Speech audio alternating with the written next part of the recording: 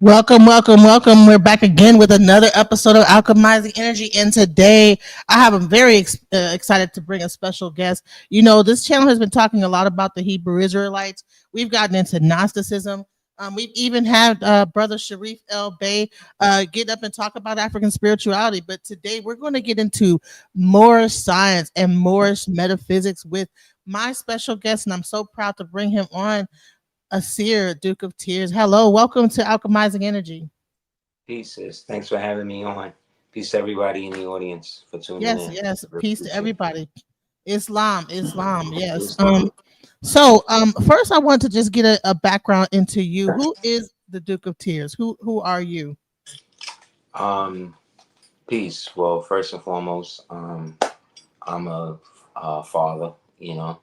Um, a son. You know what I mean. A member of the community.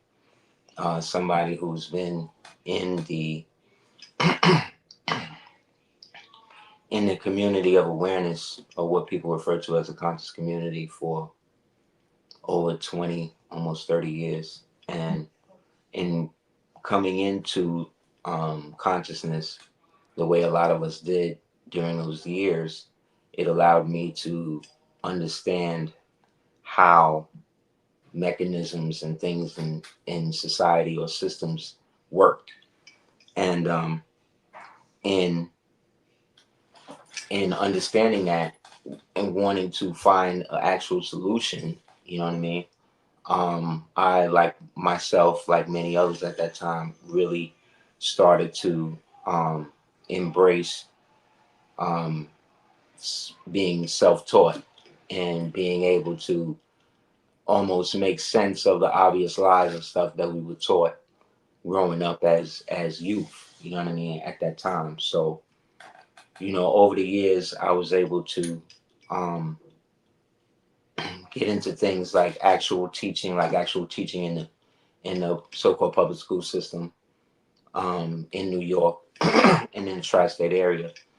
It really showed me how important it could be, and then juxtapose that also then teaching in the private sector in different like private institutions. It really showed me the dichotomy into how education was being used basically to put spells on our people. And even the people who were more affluent in their education would receive more education about global situations or even domestic things that the average person may not deal with, but they were still being deprived of true education as to why they're giving this when other people aren't. You know what I mean? So that led me to really get into studying history and art and how they intersect in things like politics and systematic control. And thus that brought me to um, understanding that one of the main reasons our people are in the situations that they're in is because of lack of representation or self-identification. And then getting into that, you know what I mean? That's what really got me into understanding more science and and and how it was kind of like the unspoken thing that kind of like binded everything together. So you had like the Hebrew Israelites, and you had the Nation of Gods and Herbs, peace to the gods. Um, the so-called Afrocentric community, the RBG community, like the Moorish paradigm was always like the underbelly thing that was always there and would be touched upon by those different groups, but never in a contextual way. And So, so, is go there ahead. a difference between the Moors with Noble Drew Ali? Are there different sects of Moors, or all they are like practicing kind of the same thing? Because when the Hebrew Israelites, you have the one West Hebrew Israelites, you have the etc. What are the different levels of Moorish science? Like, because I see that you have some that seem to be more into metaphysics and things like Mhm, that. Some tend to be more into law. mhm, What are the different levels of Moorish science? And I heard, I know there's like the L's, there's Bays, there's. mhm. Could you break that down? Um, when you speak of Moors in a general sense, right, you can basically speak of all of the different Moors that you spoke of that fall under that aspect. You know what I mean? And when it comes to the understanding of Moors as a people, as an identity, as a political affiliation, you have different Moors throughout time that came from different regions that represented that, right? So by the time you get to somebody like the Prophet Noble Drew Ali, peace be upon him, he is now kind of like bringing into balance everything that people had forgotten and that was connected to the Moorish Empire, the Moorish peoples all around them, and then contextualized it in a manner that the average everyday individual could understand, which then brought about the idea of cementing ourselves, you know what I mean, as not just a stateless people, but a people that have had ancestral and ancient roots both here specifically and abroad. And the fact that before anybody got here, people like us was here, and that those people had been mislabeled or misnomered under different legal attacks to be referred to as something that would benefit the people that's labeling them and not themselves. And so that is where, or the energy that created the divine and national movement that then led to the establishment of the Moorish Holy Temple of Science, which then organized itself properly as the Moorish Science Temple of America.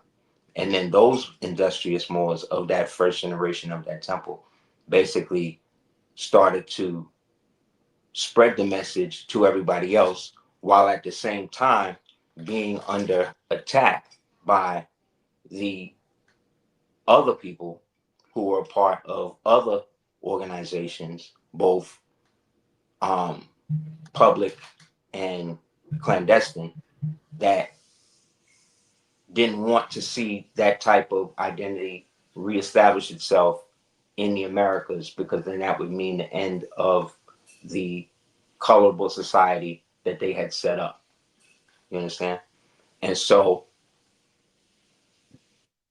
at the height of the movement, by about 28, 29, after the passing of the prophet, that's when, between let's say 29 and 38, is when you get what they call the Great Schism, where out of one comes like three different kind of like factions per se, or subdivisions, and each has its own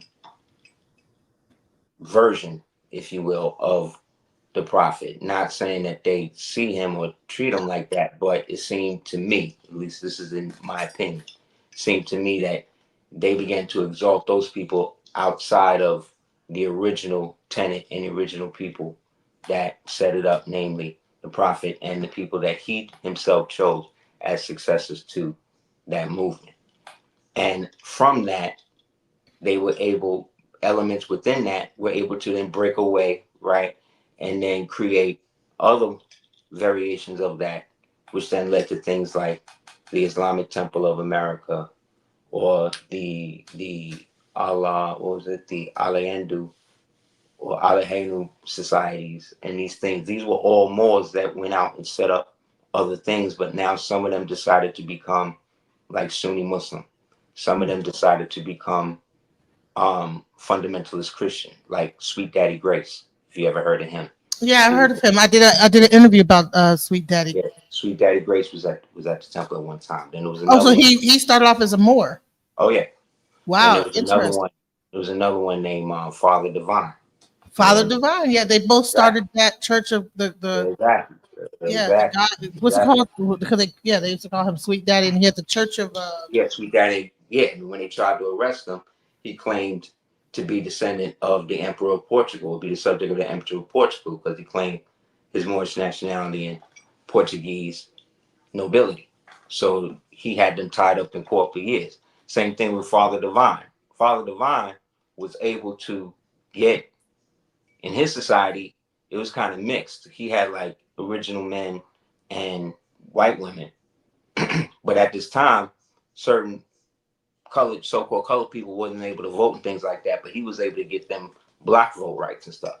All of that they learned through the Prophet Noble Ali, because Prophet Noble Ali had congressmen and all of these people helping fund the movement, as well take care of people who weren't even in the movement, people who was just, you know, poor, melanated or whatever, who may not be Moors but needed help. So he established the Moorish American Manufacturing Company. Like, he was making heavy moves. So that was interfering with what was happening in places like Jekyll Island and what you call it, in Langley, and places like, or what would be Langley, and places like that. So they had to eventually find a way to get rid of him. So they used they used a dirty Moor named J. Edgar Hoover, who was a melanated man, and he was a Moor as well. yeah, Wow. and So he wait, took are the Shriners Moors? they are no, Okay, because they okay, are technically they are the subjects of the Moors, because they have all agreed to acknowledge the the the ruler, who is a sultan or the grand sultan, within their little club. That's why they dress up like Moors and wear the the names of Fez. Moors who own, right, the fez with the writing on it though. See, when you Yeah. see with the writing on it, Mm-hmm. the writing, the name on the fez represent the Moor or the clan or the motto that owns the person who's wearing that. That's why the fez is also on their joint is tacked down, because they can't revolve in a 360-degree arena, because they have chosen to go the left-hand path. And in the left-hand path, you do things in celebration of, you celebrate your enemy by mocking them. You understand? So because the original Freemasons were basically slaves or subjects of the Moors, and the only way out of their subjugation was to pledge fealty. And because these Moors of that generation chose not to trust them on that level with the true sciences, they gave them signs and symbols, the same way you would do a child. Like, you know, when you have a baby and they in the crib, and then you put like the black and the white and the red signs above them, and you Mm-hmm. got like the sun and the moon, and then that's how they start to understand how the world works. That's basically what the Moors did with these individuals. And in order for them to come out of the literal holes in the ground that they was living in, they had to be freed and accepted. See, this is where the term "free and accepted" maidson or mason comes from. I thought So that that was mainly the Prince Hall that were the free and accepted. You're saying the Shriners also consider I'm saying themselves free and anybody that's practicing what they refer to as Freemasonry, right? When you're coming in from the first or the third degree, regardless, as the neophyte, you have to be freed and accepted. And it goes both ways. So prior to you going through that, you have your own light. What you have to do is renounce your own light to accept the light that's given to you via Mm, the ritual. You understand? mm. And thus now you become an appendage to this ancient practice that these people who are in your face telling you that is this, but not really telling you that this is also a ritual of a celebration of a ritual murder. See what I'm saying? Of an ancient Moorish king, Mm-hmm. whether it be allegorical or real, because it's all about killing Hiram, who is the Phoenician king of Tyre, who, again, as Moorish people, were the ones that was building the temple for the other Moorish people who were calling themselves Judahites. You see what I'm saying? For a king that they're referring to today as Solomon. See what I'm saying? Right. So they killed him to be able to get the secrets of how they built the temple without no hammers and nails and no sounds of earthworks, because this was the ancient practice that had been passed down from before the flood. You dig? But so this practice of murdering him, and then by the three ruffians, Jubilah, Jubilo, Jubilam, represent the three Jews, right? They are then take the body and throw it into a shallow grave in the north, or what they call the dismal crypt. Then the practice is to lay the acacia leaf, right, which is specific because it grows mostly here in the United States, just like gopher wood, the wood that they made the ark from allegedly, only grows in Florida, right? So they get the leaf and then they put it on them, because the leaf, the acacia leaf, for those people in the know or whatever, is a symbol of the Milky Way galaxy. So like if you hold an acacia leaf up at night to like an image of the Milky Way, it'll match up. Line up, yeah. You understand? So basically they're saying that we put you in such a dismal crypt that you'll never make it back To the Milky Way. Wow. to your heavenly station. And this is what you agree to now. You did when you go through this process. So that's why the initiation process. Right. That's why I say you freed and accepted. But in the ancient one, like I said, with those Moors, in this time I was creating this drama to give these things something to do. So we ain't gotta constantly go in there and kill them and all that. While they working on this, we doing whatever else we doing. They then are now trying to expand on it in ways that wasn't meant to. You see what I'm saying? Because it really wasn't real in the first place. This is just what we doing to almost civilize these people, to teach them what valor and chivalry and honesty and this type of stuff is, because they don't know none of that. These people didn't even have names at one point. You understand? They didn't have names. They didn't have names. Like there's a book you can get called The 13th Tribe by Arthur Koestler.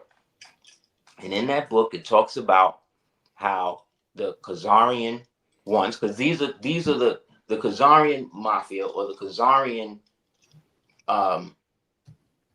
oligarchy, is the underwriter for all of what you perceive as modern Freemasonry today.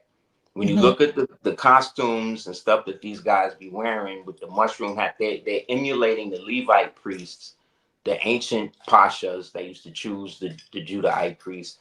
They wearing the plate. You know what I'm saying? They're wearing the apron, which is the old so-called Egyptian joint, right? But it's different now, because remember, this has been filtered through different levels of this is filtered through many different levels of alteration as it passes down now to the time period now where we in, where you see all of these people and all these dudes with the swords and the aprons and the jing and the giant, you know, compass and the square and all that. All of that is all of that is like amalgamation. Yeah, but it's also the pageantry. It's the pageantry, pomp and circumstance. So right, the majesty of the power that they really don't have. Yes, you understand? Because remember, their whole motto is order out of chaos. So in order for you to get the order, you have to create the chaos. That's how their religion works. And because they're working from a perspective that each zone has its own jurisdiction, right? Because this is all based on old Moorish law that they have now circumvented through these secret societies. You see what I'm saying? That then trickles all the way down to the little rundown lodge on the block. You see what I'm saying? That they don't even really know that they are part of this ancient arm. But if need be, and they're called upon by the brother or sister, they got to do. If they're active, they got it. You got to do it, and you can't talk about whatever doing it is. So Moors, the Masons of today, the Scottish, the whatever, right? The Shriners, they actually, if they acknowledge, it would be the other way around. The Moors acknowledge them, but they understand that that Moors are a certain. They know that the head of all of these orders, that the noblemen When you talk about the Holy Roman Empire, when you talk about the Burgundians, when you talk about all of these people, the Laplanders, the Finns, the Lascars, you know, all of these things that you would think is white, all of these was melanated people. Mm.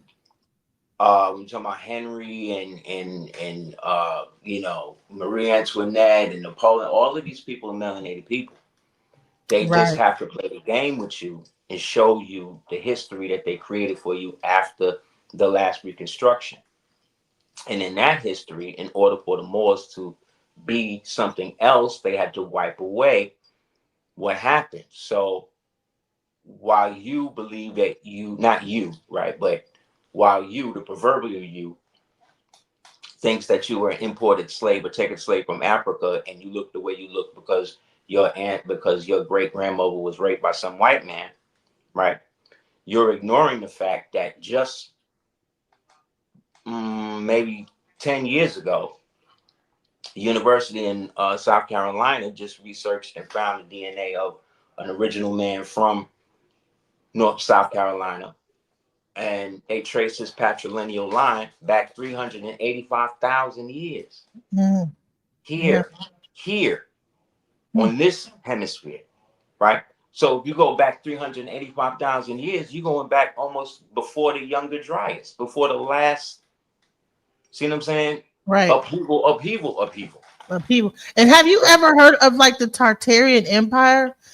So Yeah, like this is all that. This is all the same thing. It's all the same so thing. Tartarian Empire was in America as well. I thought it was mainly in Russia. Was it all over the was it like Egypt? Like was it how like American was like kind of like this big thing now? It was like the Right, right now we're in the kind of the right, American Empire, right? Or the, right.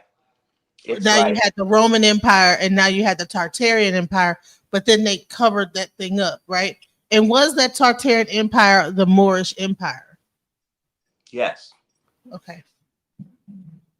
Uh the first part. We are the only people in the country, on the world right now, where we don't, the only language we speak is the one that everybody else speaks, but everybody else speaks something else. So we could be around people, they speaking all directly negatory, whatever, to us, and we would never know Mhm. unless we understand body language and stuff like that. And Mhm. that's on purpose. We're the only people in the world like that. Then the other thing you got to understand is everybody that look like us, wherever they are in the other part of the world, they going through basically the same thing we're going through now, no matter what government they under. Yeah.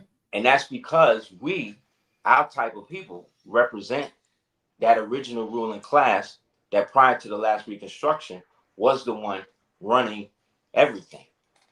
And that what happened after a successive wave of invasions that started in from 1492 to 1555, then another wave of invasions from all of these other nations that at the heads of those nations were melanated people, but they are now using these other beings, right, that are now being freed up out the caves and in those areas, and then using them almost to to build up the areas that they purchased from us to live in. This is why when you look at the first so-called American settlers, they lived in forts, right? They didn't live in no villages. They didn't live in no towns. They didn't live in no hovels. They literally lived in holes in the ground in forts where they were protecting their little patch because they wasn't supposed to be there. You understand? Right. So what were they protecting themselves from if everything was wilderness? They weren't. That would be like me coming back to my crib and in the backyard there's a whole fort worth of people and they fighting to stay on my land. You understand? And then these things start popping up all over the place, right? Then in the plains, you get these people coming over from south of Siberia and stuff, and then they, you know what I mean, trying to interact with the original people that's already there, and then they forcing them out. And then now, by the end of Europe, with all of the wars that they put themselves through, because remember, there is no Europe, that's West Asia. So at that time, they were under the jurisdiction by the fall of Rome. By the fall of, well, let's take it back further. To the time of what they say, the end of the second Hebrew temple. When that temple was destroyed, that was now the calculated end for what was left of Rome. That's why they decided to adopt the same thing that they was fighting against, right? But we have to get out of our mind that these are all, when we think of Rome, we got to stop thinking of Russell Crowe. You understand? We got to stop thinking of, you know what I mean, Burt Lancaster in these people, in these movies. We got to start looking at the time and the place that these things took place. These are all still melanated people, but customarily they're different. So just because I'm melanated, just like if we go to so-called Africa, the continent of Africa today, just because the so-called Ethiopian is the same hue as the Eritrean, right? They're not the same people. You understand? Because customarily, how they are taught, their religious aspect, their political worldview is totally different. Their skin color is incidental. And that's how the world used to be. You understand? At one point, it was just people that look like us here. And when I say that, I'm talking about dark melanated people, brown melanated people. That's just the facts. These guys got here a little later in the game. But what happened was they came at a time when we were at each other's throats. And then when we fell, the part of the ones that we fell to, let's call them the Romans, decided that they were going to re-people and create decoy situations where now they could be perpetually in power so long as they stayed in the back. And then they started to put out the whole phenotype European Renaissance, romanticized, artistic license view of Christ. Up until this, Yeshua is always seems dark-skinned, regular purple. Up to this point, he got to look like Caesar Borgia. He got to look like Brad Pitt. You understand what I'm saying? Because this is now the new robot culture that's going to control everybody else, right? And then behind them, we have what we call the black nobility. These are the original sellout niggas that sold out the planet after we fell from our so-called millennial reign, when the Moors was basically civilized the entire world and got everybody off pork, and you couldn't tell a Muslim, a Hindu, a Christian, all of that, because everybody was basically living it up. And then there was also, from what I understood, a certain level of telepathy, and and also a lot of different technologies that are not existing today. But um, I'm wondering what they said, it was a so-called Great Reset. Are Well, you yeah, familiar? it was a purge, right, and a consolidation of the people I'm talking to you about, and them then starting to try to reestablish contact with the non-physical praetor intelligences that had been wiped out physically after the so-called flood, but were still in existence etherically and could be channeled, you see what I'm saying, with the right device and frequency. Because at this time, our people was dealing with somatics. We were dealing with like you said, telekinesis, telepathy. We were able to manipulate a substance referred to as the manna, or what they call the manna from heaven. And it's a type of substance that was able to basically, whatever you put it on, you could literally lift it like a feather. You know what I mean? And then, like I said, with the higher channeling devices like the Vajras, like you see in India, you know what I mean? Elon Musk had one on his desk one time in an interview I saw. The Vajras, which were basically like lightsabers, if in tune with the right frequency. That's why the bells and everything was around. So when they talk about Tartaria, everything east of Rome, right, would be considered Tartaria. Everything west of Rome would be considered Barbaria, right? And the individual cultures, right, that existed from, let's say, the Bronze Age, from, let's say, the Stone Age to the Bronze Age to the, you see what I'm saying, to the Silver Age. These are just epochs of basically our people going through different stages, because at this time also, in these ancient times, what we're not also understanding is that the mind of the mind state of somebody in 322 BC, or you know what I mean, 21 AD, even, the mind of those people was more bicambrial. So when they would, so because, like I said, these non-physical intelligences still have certain influences in the world, they still have devotees, i.e. cults, i.e. Freemasons, that would allow them to create rituals that would allow them to manifest, right, through the ritual, and also inhabit certain individuals within the ritual to then live amongst and then be deified again.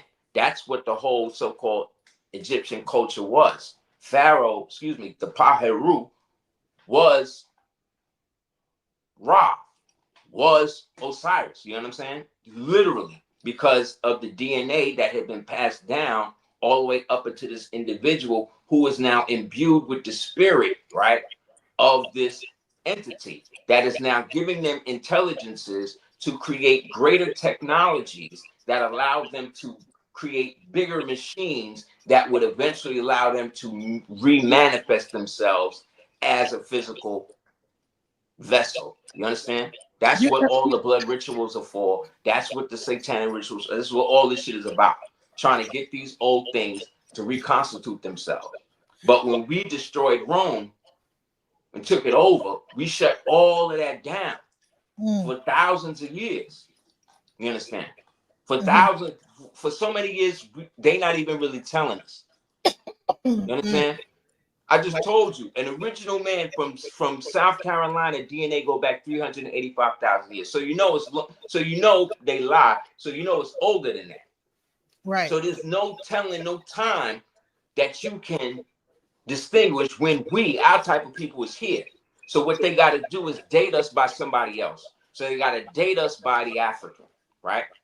But the key with that is Africa, African, Afri, Afar is a Latin word that the Moors named that place. I thought it was Alkebulan. It's not Alkebulan. That's the name. That's what it is. That's the name. That's its native name.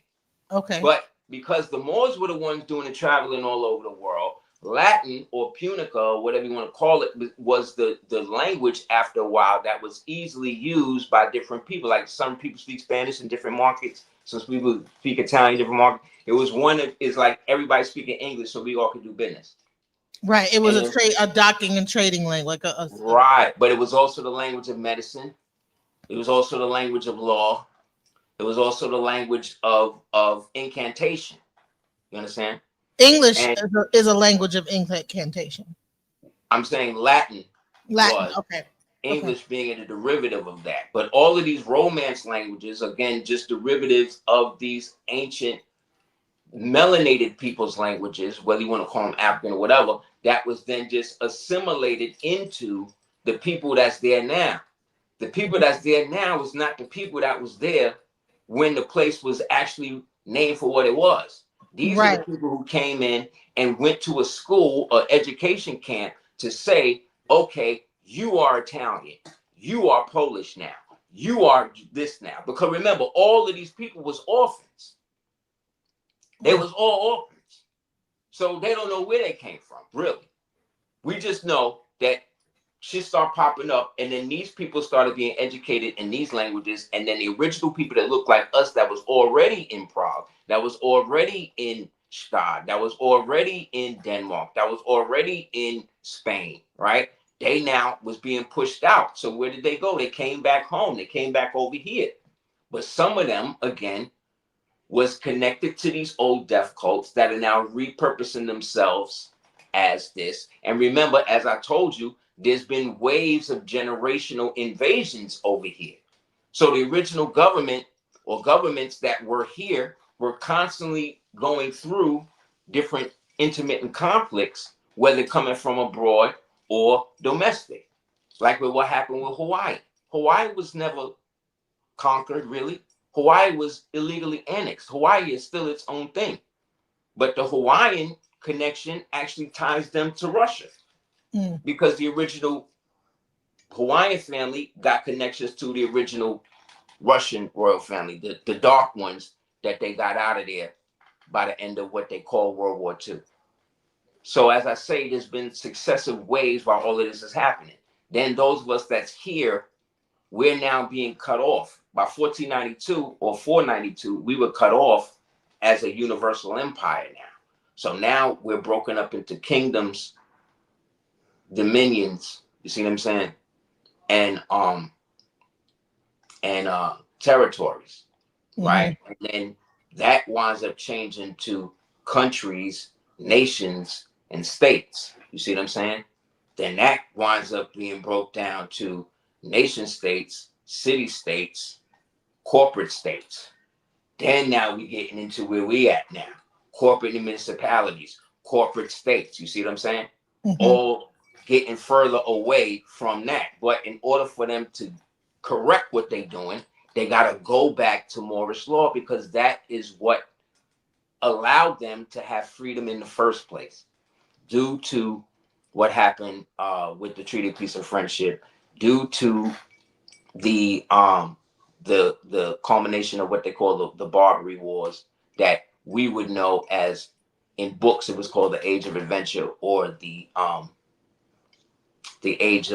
of the pirates, because all the pirates were disenfranchised Moors who were now listed as illegal in places like España, Spain, in places like Portuguese, which is Portugal, in places like Algarve, in places even here in the States, places like they had kill orders on us. So you have Moors who were the heads of the Anasazi nation, the Tasalagi nation, the Anoia nation, the Wabanaki Confederacy. These were all run by so-called Moorish peoples. But now, with the kill orders out, you got other nations or so-called tribes of Moors where they'll take the bounty just to take the land from these Moors here.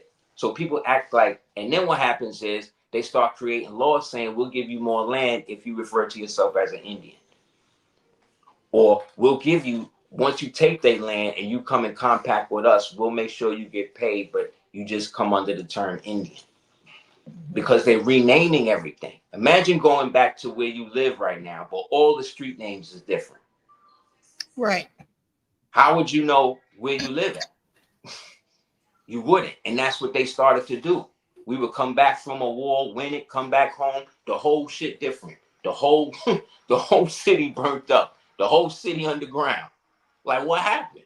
And yeah, I wanted to even show this, like, because there's these roads out in Russia that look like this, right? And they were saying that these particular roads use electromagnetic, that there would be actually cars that could float on these roads. These were levitating cars because they had the magnetic frequency that was charged to the ether batteries that was running out of all of the onion domes and all of that they call the Kremlin, that was set up by the Moors of Tartary, called the Kazan Khanate.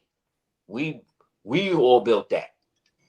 But and then now they like cover that up with like cement, and there's no trace of it.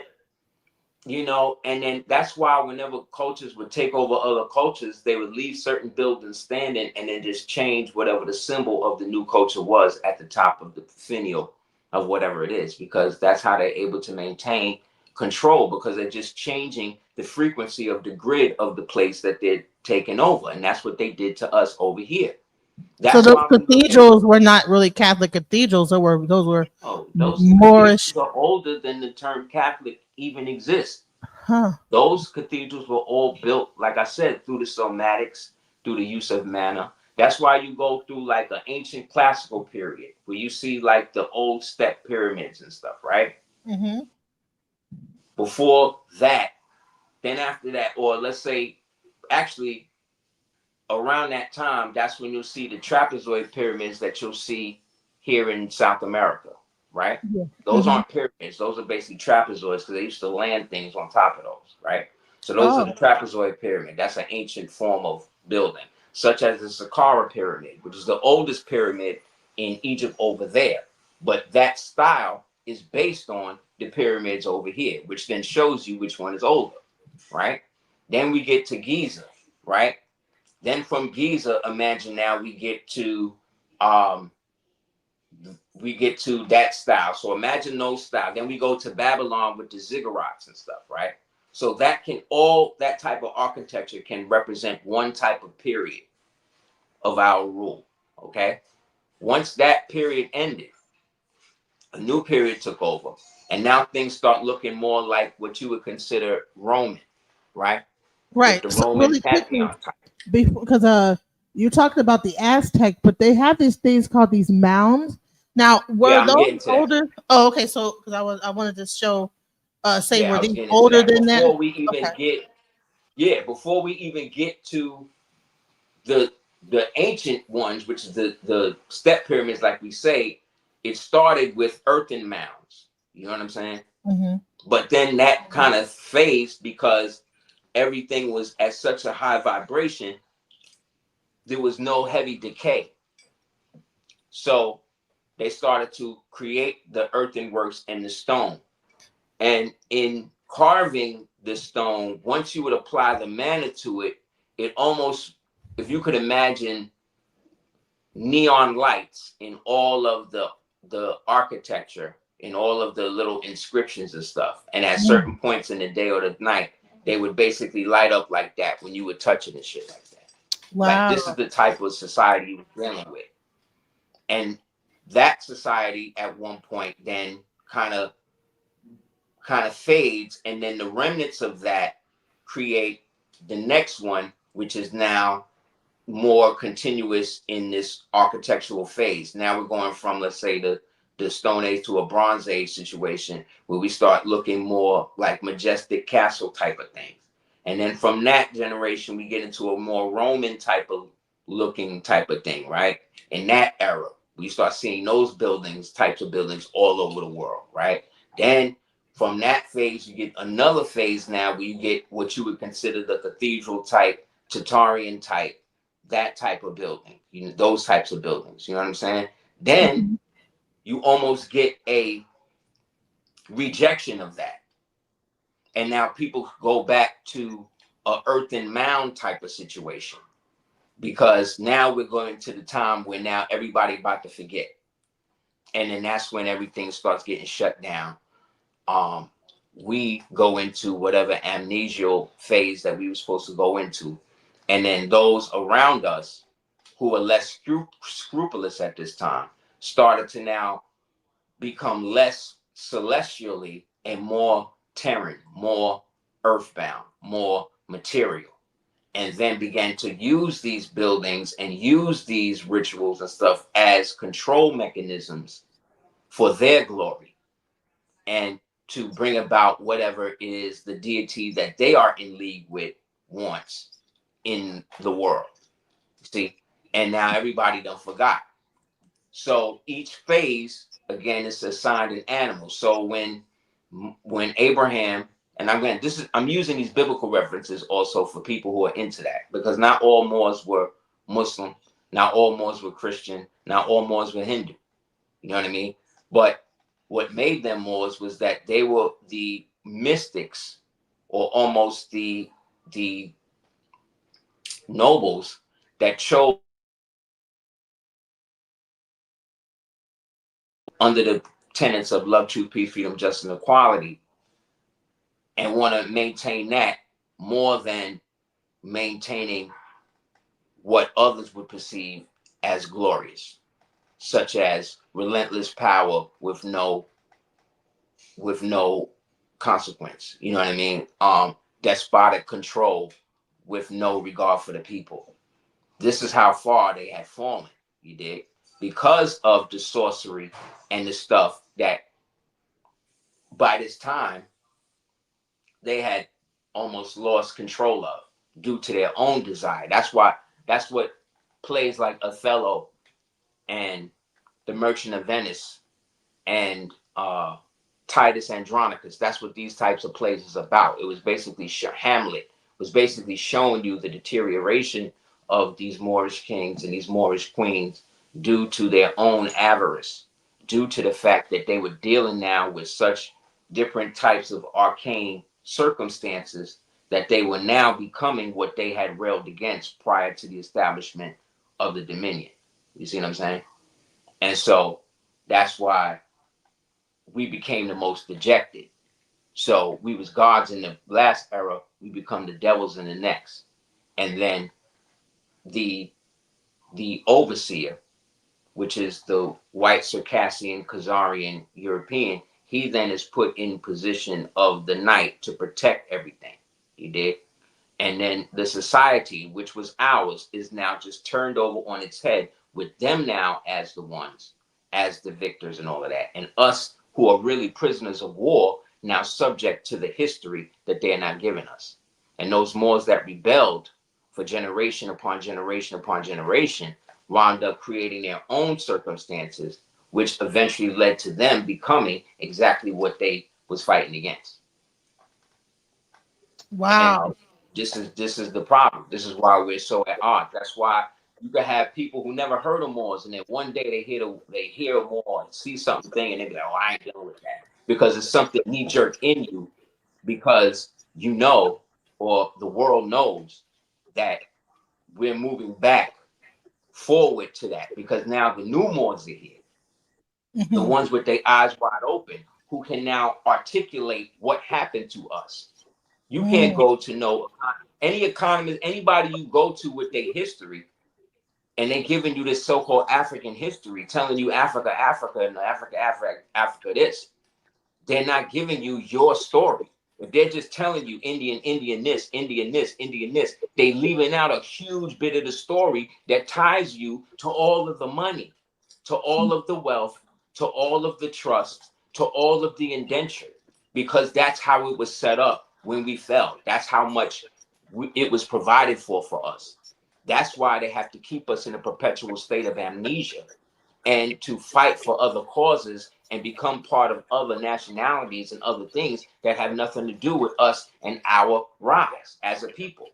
Like I said, we was invaded by the Polish, by the Dutch, by the English, by the Irish, by the Scottish, by the Belgians, by the French, by the Russians.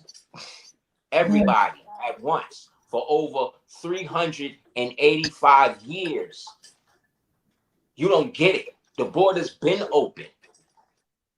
And through all of that, we still own huge tracts of land where they couldn't do nothing for years until they could produce a generation that would go against their own people. You see what I'm saying? And that's where we get the Civil War and all of that shit from. And then all of that leads to all of these death cult orders in the background, making their deals to make it happen. And they've been doing it ever since. And people believe that they can serve two masters. See, the thing about the Prophet Nobuju Ali, when he came, he said, I'm here to take the veil off of all the secret societies. None, all of them. So once he came, and he said the Shriners came to his temple with the marked up fez, they say he took the marked up fez off of them and gave them a plain one with the tassel free to show that they had now come home and they were not lost in Asia. Meaning that they had crossed the so-called burning sands, which was a ritual that the ancient Moors did to the so-called first devils coming out of the caves. Marched them across the hot Arabian desert into the caves of West Asia, which is Europe. That's one of the nation of gods on earth, but it's true. Marched them across the desert on the hot Arabian desert where they was walking, and the other ones was on goats. They was on little goats because they were so small. And by the time they reached there, they had become so savage, they had ripped off their thing, but they had been given lambskin aprons to hide their nakedness from the giant Moors that was moving them across the dunes. And then once they reached the fit of the Caucasus, they ripped off the joint allegedly and ran up into the hills and was gone for 6,000 years. People forgot they even existed.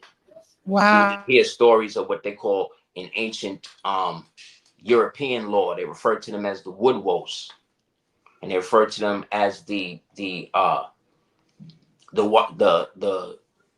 wild men, or the in America the Yeti, or the Wendigo, by the ancient so-called American Indians. Now they all got different names. The werewolf, the lichen.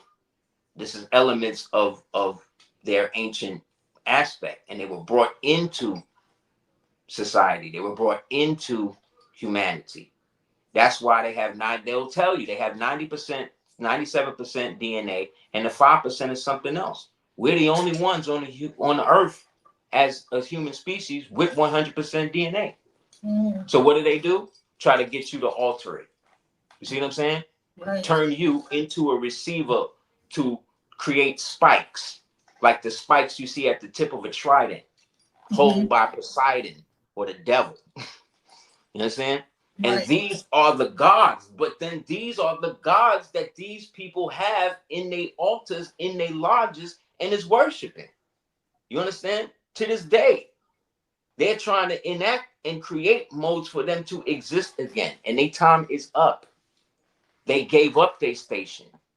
When you see Mars and Jupiter and Saturn and all of those used to be beings. Those were like literal beings at one point that left their heavenly station and became physical and help create a bunch of the BS and shit that we see as mythology and all of that today. But if you read the CIA data dumps, they say all of this shit is real. You know, the They say same the area. the Orisha, like I've been studying Ifa. You know, I actually got initiated into Ifa, and they tell you that the Orisha were real people. That these were real. Yeah, They they were. were real people who gave up their earthly station to become non-physical, Mm, right? And thus become gods. But once you do that as a transcendent being now, you are also binding yourself to a limited reality. So you are the constant wind blowing back and forth, never really materializing until there's something or somebody calls you that allows you to focus and actualize in that ritual, in which now a vessel is offered to you that now you strive to invest yourself in. But guess what? That is the basis of possession. yeah. Because in the end, you don't know what this so-called entity really is. It could say that it's Shango. It could say that it's this, just for you to commune with it and come in that face, because it don't have a body. It could be anything. So anything could be listening to what you're saying and then know enough about you to give you what you want so it can actualize and then becomes the feeding on your life. Then you wonder why nothing in your life going right. This is how possession works. You possess yourself because you give life to these things that don't exist unless you agree that they exist. Because they had their chance. Saturn had his chance. Saturn decided to eat its children. So his children rebelled against it, killed it, and then now it wanted to go back to its body. It couldn't do it because now it's just a lifeless, wandering star that's just going around or whatever. It's not even a place you could sit on. It's just out there. So imagine this, you've seen movies like this, where the guy dies or goes into a coma, he's looking at his body, he's going all over the world, but eventually he wants to try to become physical again.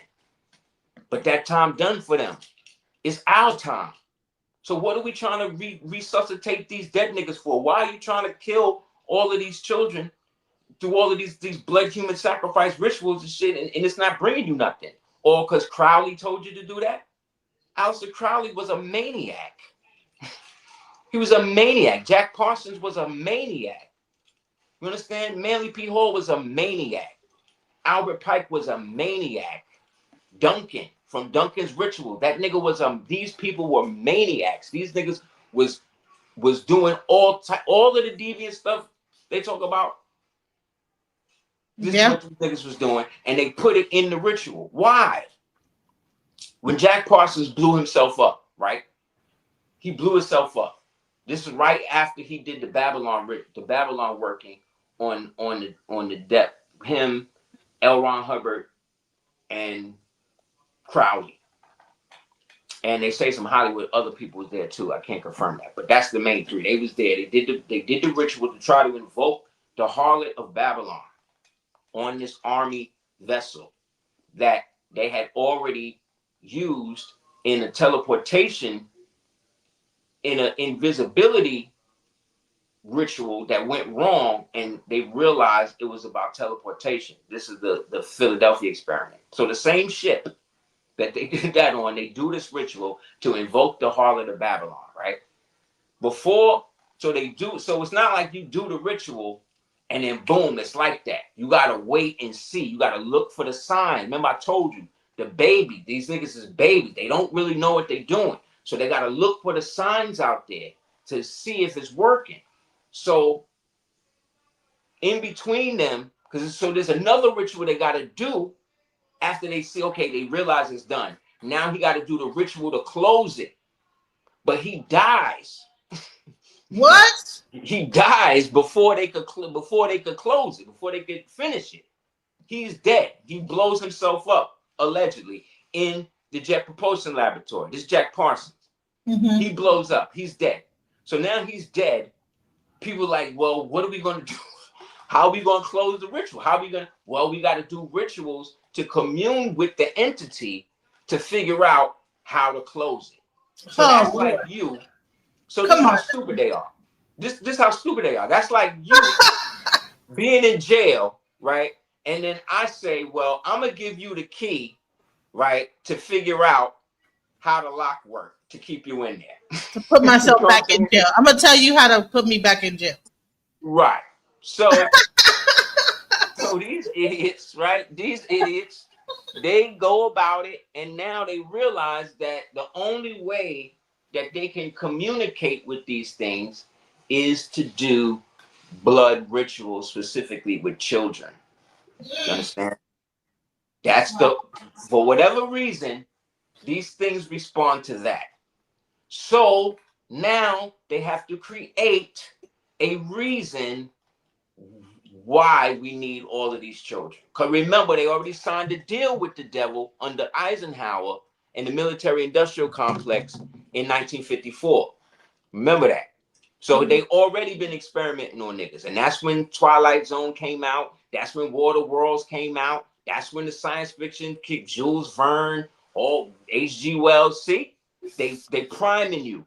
They priming you with this bullshit. So eventually they get with it and set up the circumstance to do another ritual to bring him in. They can't do it because so they give them the demon or whatever, gives them the knowledge, right? But the knowledge is given that the demon gives them is only giving them knowledge to create more shit to bring more demons. That's how CERN got here. That's how got here. That's how all this shit got here. You understand? That's how the quantum computers and stuff got here. Right. So they gotta prime you. So what they started to do was they started to create the human trafficking situation through CIA, which again is ran by a bunch of warlocks, right? And devil worshippers. And they got them to now set up the human trafficking thing for the children through the orphanages. One of the biggest ones that they got a devil named Michael Aquino to get in there, and he set up shop at a place called the Presidio, and they utilized all of the underground tunnels that had been there for centuries to be able to funnel the kids, and they created underground tunnels that went to at least 50 different daycares. Look it up. This is facts. They made a movie about it with Sean Connery. What? Yeah. It's a wrap. So this is why this is going on. Then they got you can go. You got the milk carton kids. Remember the kids on the milk carton? They're missing. Yeah. Right. But at the same time they had the milk carton kids, they also had ads where they had all of these celebrities and people with milk mustaches. Remember? Yes. Yeah. Got milk. Got milk. Yeah. Because this is how they do it. Because remember, the children to them are goyim. Goyim is cattle. You milk the cattle.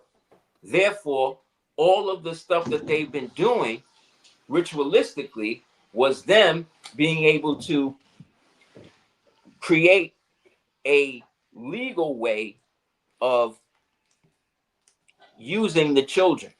And so this is where ACS came from. This is where family court comes from. This is what all of this does. Because all of that creates the substance for them. Well, is that adrenochrome? So that is adrenochrome a real thing, or is that like a fake, like Hollywood thing they made up to still talk about something that exists, but not really, but kind of like make a joke of it, like make not a joke of it, but like they have to tell you what they're doing, but they can't tell you exactly what they're doing, Yes. So it might not be called adrenochrome, it might be something else. No, it is that. It is. They'll call it. They have different names for it. They call it adrenochrome. They call it chromatica. Tyler the Creator's new album is called Chromacopia. You understand? Google's server.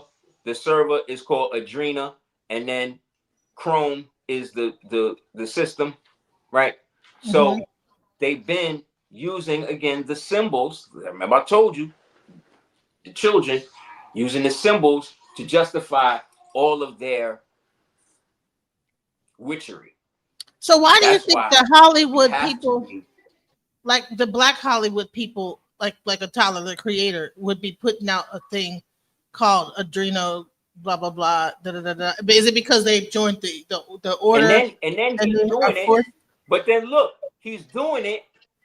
Not to cut your wisdom. If you look at the promotion for it, he's doing it on a green shipping container. He's performing on a green shipping container, the same way Kendrick was performing in the shipping containers. Why? Because the shipping containers is where they traffic the children through. Remember the shipping? Remember the boat that crashed into the bridge? Yeah. Yeah, they didn't talk about the fact that what the people was hearing was all of the people screaming as the cargo containers was falling into the water. People have been fired from the dock workers. The dock workers want higher pay to keep quiet of all of the people they hear inside the containers being trafficked back and forth. What? Oh my God. Oh my God. So he telling you. But see, this is what I'm saying about these Freemason shit. Like, Kendrick Lamar is not a revolutionary. If they gotta give you symbols, if they gotta show you a symbol instead of just telling you, that means they down with it. Yep. Yeah. Yeah. They gotta hide it. I'm telling you exactly what they're doing. That's what I'm saying. Like, I'm telling you. Yeah. Like, I'm telling you. I'm not dancing. I'm not putting in a video. I'm not writing it. I'm telling you, this is what I see them doing based upon the research I've done. And I'm telling you, you can go online and look up everything I'm saying, and it's true. Not because I'm right, because it's right. And it's right to be right. Because we live amongst so many who have accepted the left-hand path that we have now reached a critical mass stage where I believe there may only be maybe 135 million people in the world. Everybody else is some sort of creature, some sort of robot, some sort of NPC, something else. They're not even real people anymore. They don't even have any soul, no soul, nothing. Like this, just they're created. They create these people now in labs and shit, and they show us all the time, and we keep acting like it's a joke, but this is what they're doing. And these people are inferior. You can see it. You can see the physiology of certain people today, and you can see this is not a human being. This is something else. Because a human being wouldn't do things like that to itself. You know what? Yeah. I mean, and I'm seeing a lot of them in our race. I'm not gonna lie. A lot of these women that are out here, it's like, when did this start happening? Because they have now switched from an Eve program to a Lilith program. The goal for you as a female is to become the breeding ground for whatever type of mutation they want to bring about. So they have to disassociate you from your body. That's what the weaves and the BBLs and the nail. They say the average woman puts at least 156 chemicals on her body a day. Wow. A day. Okay. So Wow. that's just makeup and stuff. That's not even what they eating. That's not even what they not thinking about because they can't touch their head. Their central nervous system shut down. So they already done with that. They want by 2035, they're saying right now, original so-called black women is 56% obesity rate. Mm-hmm. They also are the number one rising attendance to prison now. To prison. So they have now taken there's going to be more black women in prison in about 2-3 years. But based on violence or based on based on the deterioration of the image of the original woman, because the more they allow themselves to be depicted as such, the more they will go to jail. And we know this is true because we saw this happen with the so-called black male. The more he emulated Nino Brown instead of Malcolm X, the more they went to jail. You know what? And the more we emulate prostitutes and it's gotten so bad. It's strippers and prostitution and all that stuff like that and selling your body. Right. I remember it was not cool to be a stripper. Now it's like that's like the whole thing. People want to be. They want to look like strippers. They want to walk around looking like a stripper. Yes. And every female that has given to you, that is presented to you to accept that identity is a witch, is somebody who is doing the exact opposite of what they're telling you to do. Every one of them. So, like I said, they're following the Lilith program because they're going by the idea of trying to turn the real woman into a goddess. But a goddess, under their understanding of a goddess, is a holy prostitute. And they base this on Lilith. That's the first one. That's the ultimate one they pray into. So they're using Lilith as a symbol of strength and rebellion because as Adam's first wife, she was the one that rebelled and decided to stay in the post-Eden world. And if Adam wanted her, he had to go to her. And then the children that they created were of that ilk and of that time, right? But they were not of the same blood and style that Eve was. See? So the legend goes that God told Lilith to come back to the garden and be with him and be with Adam. She rebelled. He said that I would then slay 100 of your children every sunrise if you don't, right? Because this is how those entities would get down with each other. If you look at all these old gods, they always was fighting with one another based on ego and who was sleeping with who. That then got transliterated to all of the people on earth that was now living like that, who at the time were bicambrial. So the same way I'm talking to you, they could hear these things that they would pray to and talk to in their mind because they was real. You understand? So you're hearing yourself and then you're hearing Apollo talk to you or Zeus talk to you, right?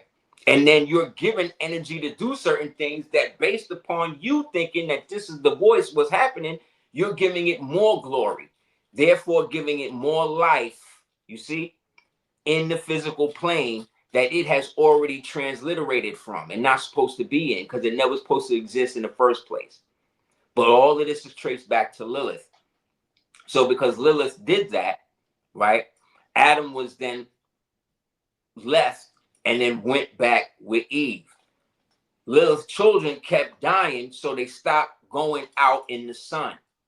Because they couldn't go out in the sun, right, they started to deteriorate and go into the recesses and become thin. They become gaunt, pale, right? And eventually they saying that this is where the vampire shit come from. So think of Lilith as Akasha, i.e. Aaliyah, in the movie Queen of the Damned. You see what she was doing? That's the type of so-called black And isn't woman. that crazy that she, when she started to do that more and start to do more kind of And look lesbianic at the stuff, preparation she they ends up gave her. Look at the preparation they gave her ritualistically up until that role, and then she out of here. Allegedly. Queen of the Damned. Who was she with before that? The Pied Piper, right? Right. All Yep. of the sex rituals, all of the stuff they was dealing with. Missy, all of them knew. I was watching an interview. Timberland was talking about, oh yeah, man, I was watching her sing, and even though she was 16, I was in love with her. I was like, what? What? Right. But it makes sense because they all like that, bro. But how old was Timberland when she was 16? He was like 23. Oh wow. Yeah. 24. I never understood how those parents would let their children just go to New York by themselves back with then. it. Because they with it. They with the program. They Grand Dames, Easter Stars, all of that type of shit. So you think it's a bloodline of people that just allow their kids to be just sent to the slaughterhouse? Yeah. Like those Justin, people what's his name? us. Justin Bieber's family probably already knew that he probably would go up there and get handled by us. Joe Jackson, Whitney Houston, mother. Joe Jackson, Michael Jackson, father. Whitney Houston, mother. You can just go down the list. This is what they do. They ransom themselves by their children because they have no faith in their divine creation. Because once you become evil, you can't create nothing. Evil can't create nothing. It can only copy what good do and make it whack. That's why Hollywood whack now. That's why all movies suck now. That's why all music is whack now. Nothing is good. So they have to recreate the movies that came back when movies were good and redo them. Can't. That's why, because they're stuck in the loop. They're done. The timeline is ended. That's why you keep seeing stuff from the 70s, 80s, 90s, 60s, 40s, 50s, because they can't create anything new. Because the quantum computer has reached the level where it's gone to parallel realities. And in the parallel realities, they lost. They lose everywhere. They can't go nowhere. They can't get out the dome. They can't go underground. They can't go into the other dimensions. They can't do nothing. So they're going to try to mess up everything before it's over. And when I say they, right now I'm talking about there's a war between the Brotherhood of Death and the Brotherhood of the Eagles. And under that, you have the black nobility families, the WEF, the papal nobility, the banker class, the fake noble class. Like they're switching everything before your eyes. Here's a question too. What about aliens and the people that's underneath the water? What about the I know I'm getting out there, but same people I'm talking about. These so-called aliens, demons, are the same thing. They're interdimensional beings. Well, you have the interdimensional beings, the ones that transfer from the fourth dimension into the third and then back out to the fourth or the fifth, right? Then you got the inter-terran beings, or the extraterrestrials, meaning they're coming from an extra portion of the terrestrial plane. Okay. See what I'm saying? So that's talking about stuff or beings that exist in like pocket dimensions, beings that exist within the earth, people that exist in the underground cities like in California and New York and Philly and Denver. Then you got the ones that live in the mountains, like Cheyenne Mountain. Iron Mountain is the world's biggest suppository in the world. That's where everybody store all of their stuff. So all y'all people, artists, you want to know where your masters is at? They all in Iron Mountain, and it's in there with the Ark of the Covenant and everything else they got up in there. Corporations pay billions of dollars a year to house their stuff there. What? And that's in the same area that they filmed all of the Hollywood movies at, because all of that was under the military jurisdiction of what they call Operation Wonderland, where they brought all of the children of the military, the second, third generation of those military children of those descendants of Operation Paperclip, meaning these Nazis, their children's children. They put them into work as the 60s rock bands. So all of the rock bands from Deep Purple to Buffalo Springfield to the Beatles to Crosby, Stills and Nash, any of them, all of them were government children, the children of military officers, like George Van Morrison, who was the head of the Doors. His father was the admiral who started the Vietnam War under the false flag event called the Gulf of Tonkin. These are facts. But in interviews at the time, he said his father was dead. He said he was Cherokee and shit. Right, he did. So, right. Yeah.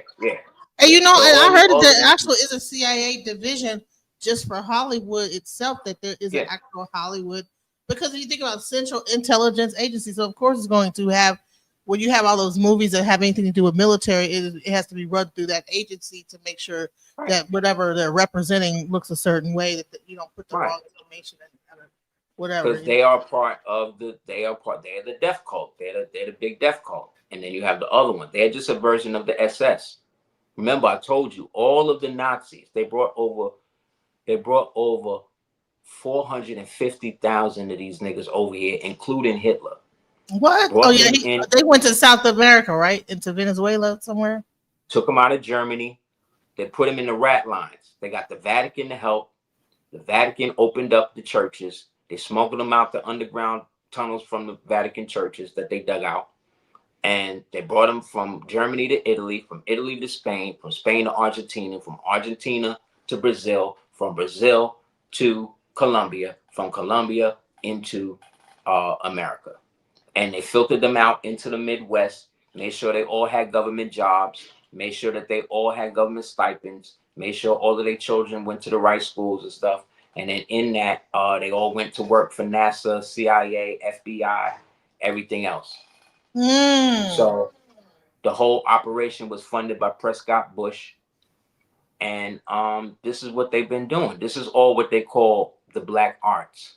This was a system of statecraft and espionage mixed with alchemy and warlock intention by a dude named John Dee, who was the head necromancer or sorcerer for Queen Elizabeth when she converted to Druidism. And then his code name was 007. And he is the founder of what eventually would become MI5 or MI6, of which Ian Fleming, who wrote James Bond, was the agent. So a lot of that stuff that you saw in those movies was actually real shit, because Ian Fleming himself was an agent. He was a part of a secret death squad called the League of Ungentlemanly Warfare. Wow. It's real shit. So that's what I'm saying. So and then what kept all of this together was the Freemason societies working with each other, against each other, whatever. So there's a book you can get called Agent 666. Another book you can get called Hitler Was a British Agent. Another book called The Forgotten Cause of the Civil War. There's another one called The Encyclopedia of Espionage. It's a real good one called Weird Scenes in the Canyon. That'll show you, prove what I'm saying about all of these rock bands and stuff. That's why you don't hear rock music and stuff no more. Because the other side of that was that none of them niggas played instruments. All of those instruments was played by original people. Right. Given little side deals. What was they called? What was that group called? It was that they were known for all of the music back then. It was the Brothers or something Brothers. Yeah, like Milli Vanilli. They were like that. A lot of the bands was just like that. They all was like that. Matter of fact, 90% of the bands out today is like that. That's why you don't see no bands. Like when we was coming up, you had hip hop, you had modern pop, you had rock, you had R&B, you had jazz, you had all of that. Once they created playlists, they segregated your music. They put your music under segregation. So you can't even listen to nothing new because once you create the playlist, it's only going to keep playing the shit in the playlist. So unless you type something new in, it's going to lock you in to this type of music when you used to just be able to listen to whatever you want. Now you can't even touch the damn music. They have a program director. You know what I'm saying? The program Yeah, director in the radio. who worked for the corporation, who was the stooge for the corporation, who was there to push the CIA agenda. That's who they would tap. So they either going to tap somebody, whoever got the post to put the message directly out there, that's usually the agent. You understand? So that's why none of the so-called black movements work, because black can't be a movement in the traditional sense because of the fact that under the present spell of the word, it's locked in to a false history matrix that people have tied themselves into voluntarily by then creating a spatial reality in their mind that at one point in their history they was getting whipped and beat and killed, and that is actually happening to them today. Do you understand? That's a psychological program. Yes, it is. You're not being whipped today. But I've never You're been not whipped being and whipped chained today. and none of that. So why am I You even? don't know. You never met anybody who ever went through anything like that outside of getting their ass whipped and shit by their parents. You ain't never met nobody that's been hung and all of that. You ain't never seen a KKK rally in real life. You ain't never had a burning cross on your lawn. You ain't never been in situations like that.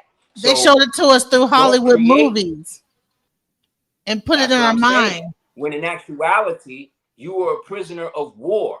And those people that you see that they show you as being hung and burned, them people was not sharecroppers. Them people was not regular nigger slaves or whatever. These were the nobles. These were the kings of the neighborhood, the emperors, the doctors, the lawyers, the international exporters, the niggas who was running the international watermelon industry that we had, that was running the world. We was making billions off of that. How you think oranges wound up in Europe? How you think coffee wound up in Egypt?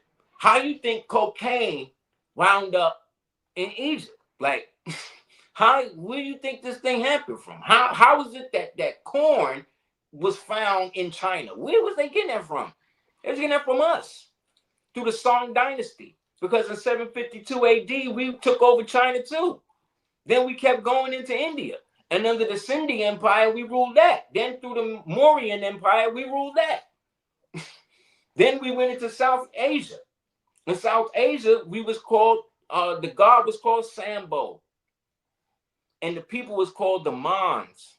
Like Jamaican be like, "Hey man, what's up, man?" This is them. This is the Mons. The Mon people who are part of the Nagar culture, part of the Angkor-Wat Borobudur culture.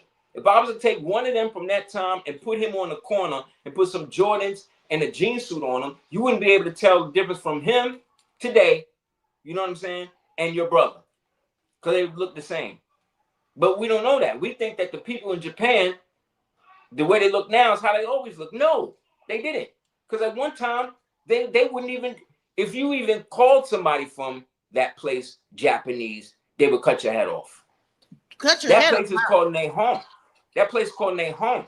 But them people wiped out their Moorish culture, which was the samurai culture of that period. Because those samurais traced their lineage back to the Jomon people. And it was said that in order for you to be considered a samurai, you had to have black blood. So when you see them put dreads and shit in their hair and perm their hair 16 times to get an afro, this is them trying to regraft themselves back into us, while at the same time holding on to the fact that they know the history aspects of it that we don't. Also the fact that it gives them a condescending level of infatuation that they can entertain, because we don't know. But once you know the game of the dude playing 3-card money, he either got to shut the game down or he got to cut you in. So it's on you to figure out what you're going to do. But if you think flashing a bunch of hand signs to these niggas and all of that is going to get you anywhere, these niggas been flashing hand signs with each other, clandestine and knocking each other out for hundreds of years, and it ain't got our people nowhere since. So maybe we need to do something else. Maybe we need to consolidate our identities and declare that we are something outside of an artificial concept like Aboriginal, which is a designation. The only Aboriginal people that can be considered an Aboriginal nation is the Aboriginal nation in Australia. Outside of that, if you're calling yourself Aboriginal, that is a designation that you are defining, but that does not define you as a direct individual. It just says what type of individual you are. So you can't just walk around and be like, oh yeah, I'm Aboriginal. Like, okay, what is that? What Aboriginal language you speak? English. Okay, see, you're going to jail. That's what I'm saying. Like, it don't work like that. You got to know what you're talking about. Same thing. You want to be in a understanding that when you leave this place, you're just seen as an American, no matter what you are. When you're here, domiciled in the States, you have to define what type of American you are. So we happen to be Moorish Americans. See what I'm saying?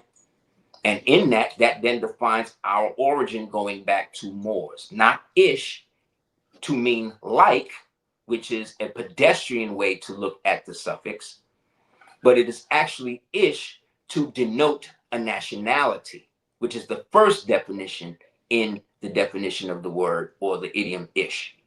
So when you say you're more ish, you're defining that you are connected to a nationality of people who are defined as Moors. And then when we look at what those people are, we can look at a vast array. But then there are some people who, as Moorish Americans, only identify as Moorish Americans vis-a-vis through the Moorish Science Temple of America. That's cool too. You have other Moors who are more secular and don't identify with that, who see problems in the temple based upon the schism and all of that. And there are elements of their argument that is right as well. Then there are other Moors who are more on the, like you said, the law aspect of it, right? But it doesn't mean that as a Moor, you can't circumnavigate all of those, because all of those are what make up the foundation of the Moors. So it's not like Prophet Noble Jew Ali invented Moors. He didn't do that. Moors existed before him. We have documentation. You can get a book called Morocco as It Is, written by Budget Meekin, and they're referring to the fact that the Sultan of America gave Queen Elizabeth an elephant that was bigger than, from America, that was bigger than the one that the Sultan of Africa gave her. They referred to themselves as Moorish Americans, and they was even singing the Battle Hymn of the Republic as Moorish Americans. Muslims. See, also Muslim is an ancient Delaware word that was adapted and refined to accommodate the new Orientalist vibration that these Freemasons was bringing into the lexicon of the day through other Freemasons like Mr. Webster, who helped write the dictionary. You know what I'm saying? These words existed before all of these people, but they recontextualized them to fit them. Here's a question. Like I did my DNA results. And they say that I have 39% Nigerian and 20% Nordic genetics. And yeah, that's all melanated people though. Nordic? Yeah, all of that. The Danes, the Vikings, those people started out as Danites in so-called what they're now calling the Mediterranean. After being kicked out from the New Jerusalem over here, they moved and jumped in boats and went over to there because they were never given a fraction of the kingdom after the so-called tribes split up the territories. And so because they never had that, they basically dwelled and worshiped Poseidon or Lagash, which was a version of Poseidon. And so they attacked one of the main trade route centers. And from there, they basically collapsed the entire Bronze Age. These are the people that Ramses II Ramses the Great was fighting to preserve what was left of Egypt in the 18. When they talk about the sea kings that came through, that's these niggas. And those melanated people, these pagan Hebrews, went from that Mediterranean and up into what you would call the British Isles. And there they interbred or mixed up with the ancient Britons. And then those winds went further up, right? And then went into places like Norwegian, Scandinavian, all that, and met with the original people that was already there. The oldest people in Europa, which is West Asia, have to trace themselves all the way back to the Grimaldi people. And those were the blue-eyed, dark-skinned original people of West Asia. After that, you get another branch of the same type, but they're a little bit more red-skinned, but they live in Europa and West Asia and all that. They were called the Kennewick man. Then from there, you get further down, you get another dark-skinned, blue-eyed race of melanated Eurasian people, and they're called the Cheddar man, or the Cheddar man or whatever. You can look all of this up. Then when you check the oldest record of somebody that's from there, you got to go to old, Morocco over there, and you'll find a recreation of a dude that looked just like 50 Cent. And that's going back over 100,000 years. So by the time those people that today you call the Vikings, most of them was Muslims. Right now, you can type up on your computer, you could type in Viking ring, Islamic Viking ring found. And you'll see it's a carnelian ring from some female in the so-called Viking territories, and it got Allah on it. So what happens is they go up there, they stay there, and eventually, you know what I'm saying, breed down, and then realize that this culture has got as far as it can go, and then they started to sail back down. When they sailed back down, they went into southern France, picked up their boats, and then walked across the land faring until they got to what I think today is the Caspian, and then they jumped in there and then it started raiding and all that other shit. That's how they wound up. But on the way, they got reintroduced to civilization. See what I'm saying? And so they became a people that was just known for raiding, but it got to a point where once they got enough bread, they settled back in their culture and they went back and started building all of the mounds and all that shit out there. Up until St. Patrick came, right? And started to kick the snakes in them out. Then, like I said, years later, we get the revisionist history.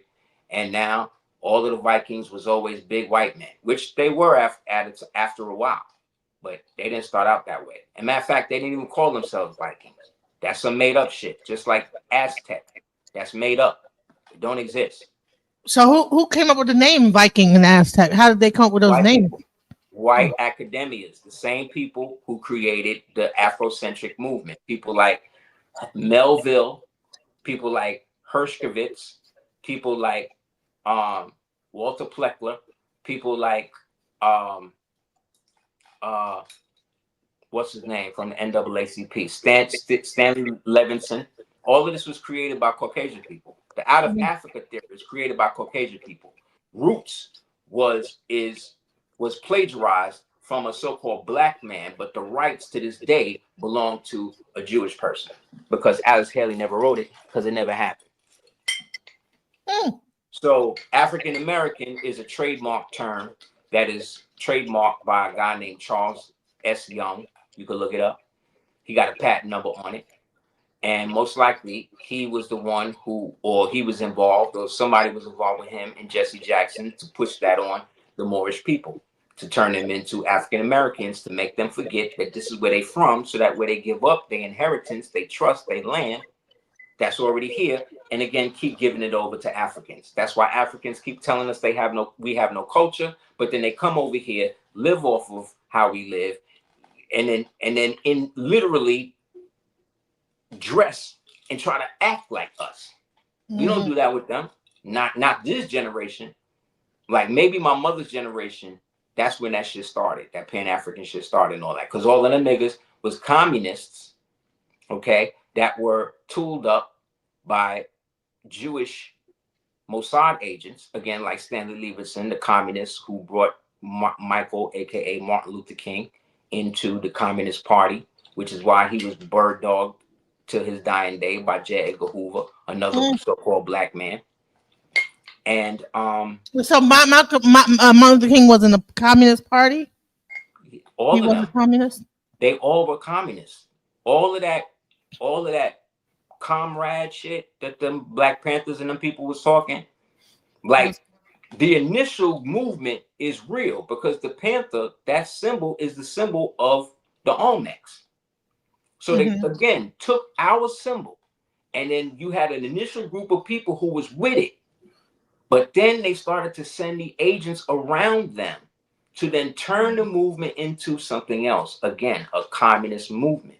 Because when Huey and them first started out, they wasn't kicking Marxism. They was kicking liberation by understanding the law. Because Huey and them used to study with Moors in that area. The Moors were the ones who was giving the people the information on the law and shit like that out there. Whereas the Panthers was the ones that was out there, you know, putting the feet to ass on the ground tip.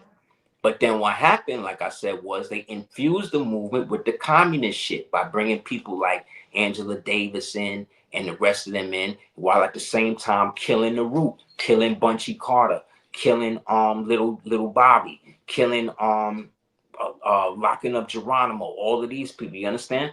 Then they brought the fake niggas in. That's when Eldridge Cleaver come in, right? He writes the book. He becomes an author off of the shit, right? Soul on Ice. And then what happened? He wound up marrying a white woman and wound up writing speeches for Ronald Reagan. Like, come on, bro. What? Yeah. Angela Davis wound up going straight feminist, rejected the Black Panther Party, married a white woman. Wow. Yeah. These are your leaders. These are the people that they give to you. Why? Because they all are down with it. They're in a fraternity. They in a Freemason thing. They in some sort of group, some sort of cult, some sort of something. So it's like basically some CIA infiltration of the Black Panthers. And so what we were seeing that we probably even raised up as Black Panthers are probably ex-CIA agents. Yes. Yes. Wow. Yes. They created then they mocked you. Then they created a parallel group for the Panthers called the Gentlemen Incorporated. And they got a maniac like Karenga, and he was just brutal with women, raping women, doing all of the death cult shit, like I said. And then what happens? He is remembered today as the founder of Kwanzaa, another made-up thing that these people just put out there for so-called original Americans to get away from our true heritage and what our ancestors was already doing here. See? Because they want to put us under them when in reality it's the reverse. We dictate world culture. The only reason why they haven't nuked this place into the stratosphere is because we still here. The minute we decide, whatever we decide is how it's going to go, whether consciously or unconsciously. So you don't, so everybody talking this tariff and this all you brain dead people out here rooting for China, you need to go there because China's collapsing. They got y'all. I thought that they were in the future. They got like all the drones. They got y'all on some technology shit because these niggas got fake suns and all that. Let me tell you, the water in China is red, my nigga. You know what I'm saying? Yes, the water in China is red. Whole buildings, whole cities of buildings are just falling and collapsing into the ground. China's economy is literally collapsing. Not because I say so. Look it up. Look at they did say that 400 million people died or 400,000 people died. China don't have 400 million people. China been lying about their numbers since the word came in that 75% of their population is males. Their population is over. China is basically a bunch of robots at this point, bro. What? Their population deficit is basically zero because these geniuses under the communist socialist bullshit decided it was only good for people to have 2 children, and any child over that has to be euthanized, and we're going to take the organs and sell it to the West. And they did that for about 30 years. And now their birth rate 0. They overinflate their numbers. They lie about everything. Their own people is trying to break away. Whole provinces is trying to break away from China right now. It is the opposite of what you niggas think on Red Note. You're tripping. But you won't know. You know why? Because TikTok is owned by China. So the same people, right, that you paying money to, that already got your data, that already is out here exploiting you, right? You think them people is going to come over here and do something better for you? We was telling y'all that all of these products was bootleg and only cost 50 cents 30 years ago. 30 years ago, we were telling niggas this. So now y'all niggas know why? Because it's on TikTok, right? Exactly. So what happened? That's why I was like, I can't wait till that shit get up out of here. What is happening is that the world, the universe is constricting. It's getting smaller and smaller, and only those who have the power to withstand will outlast those who can endure. And what is happening is all of the fringe shit that you thought was America is now going away. All of the stuff that you thought everybody was benefiting from, that was all fake. None of that was America. All of that was the occupational government posing as America, called the United States, that was founded in Washington, D.C., which before it was called Washington, D.C., was called Rome. It's a big spell. And when you understand yourself and your Moorish history and understanding, all of this becomes apparent to you. Not right away, but you start to understand, and then it starts to keep you away from shit. Like witches can't possess Moors. That happened. The reason why they can't do it now is because the Moors fell for it. Because when the black nobility Europeans was running out of money to pay for the debts they had brought up from the Moors, from importing all of the winery and teaching them how to read and teaching them and bringing them back in the culture, they didn't have any more money. So what they started doing was they started paying with white women, or what they call Circassian women. And so a bag of silk would get you 3 Beckys. Okay, this is where Becky come from, right? Then they would sell them at places like Saleh. This is with, so give me 3 or 4. Here's 2 bars of gold. Give me 3 Sallys. This is where Sally comes from. The name Sally Richardson, Sally, whatever. This is where Sally comes from. Same thing. You don't have a name, so we're gonna call you Alia, which means possessed by Allah, right? So this is where names like Ali come from, like Ally McBeal. 2 black names, Ali and McBeal, both Moorish. So this is what happened, and people understand that in the esoteric world when they see it, because they know that they got to do whatever they do to reveal Moors or not in secret. So when they see you out here, when they see the compass of square is the symbol that we gave them to understand how to circumnavigate their lower self to their higher self. Because the cross is you standing up with your arms like this, north, south, east, west. You dig? So in you understanding that you are always perpendicular, right? You are always at the 90 degree. So you never had to be brought upright to stand right, because you were naturally born on the square. You were naturally born divine. You were naturally born with the light. You were naturally born with the Most High's favor in you. So you did not or do not have to go and bow before another man and call him a worshipful master for you to receive some light that you could just go get from a goddamn book in Barnes and Nobles. Right.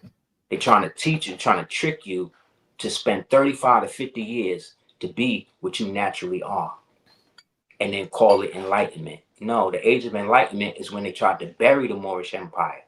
They created a temporal time loop, or what they call a temporal pincer, like in the movie Tenet, where they subtracted 10 days between in 1581, where it was October 4th, and they jumped it 10 days later. The new date From there would be February 14th, I believe. Mm. Then they ascribe 1,000 years to each one of those days to give themselves 1,000-year head start, while subtracting 1,000 years from us. You understand? And then called it a Gregorian calendar. Mm-hmm. So I heard we're supposed to be on the lunar calendar anyway, yeah, which is we more are. based on the feminine energy and the menstrual cycle of a woman. Yeah, I mean, if you look at every 28th day as the last day of the month and the 29th day as the first day of the month, you ahead of everybody else because you're following the original 13 days. Therefore, there's no need for a leap. Therefore, you're bringing yourself back into the original timeline. That Mm. action they did was called the intergravicissimus, which was followed by the dum diversus, the intercatera, the all of that, and ultimately it wound up in the world's first treaty, which was called the Surrender of Granada. That still protects us as Moors today.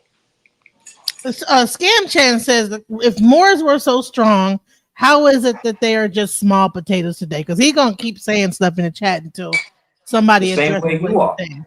The same way you are. The same way other so-called groups that claim that they got this and that going on. The same way you are.